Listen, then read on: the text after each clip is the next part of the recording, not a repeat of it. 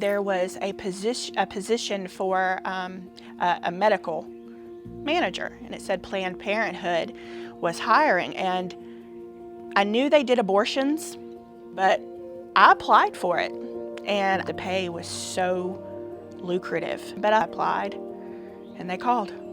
I worked at Planned Parenthood for about 8 or 9 months. They never told me that I would be counting pieces of a baby, and I felt like I killed a baby, and I have to live with it on my soul.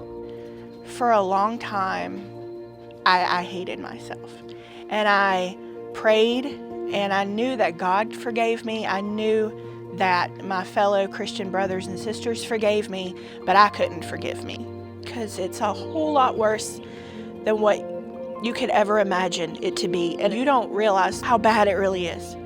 So on the way home from work, I was listening to Dr. Michael Brown in the Line of Fire, which is really odd because I listen to all these Christian stations, but then I go help murder babies from 8 to 5. It made no sense.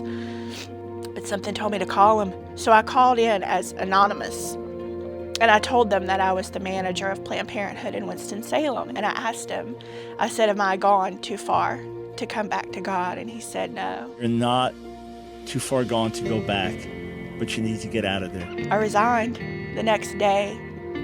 I didn't know what I was going to do. And then they contacted Love Life in Charlotte, and my rent was paid for months. There was food in my refrigerator. I didn't have to worry. And so now I go to their prayer walks, and I'll speak and I pray with them. Jesus says he'll give us a peace that surpasses all understanding, and that is the truest statement I have ever heard.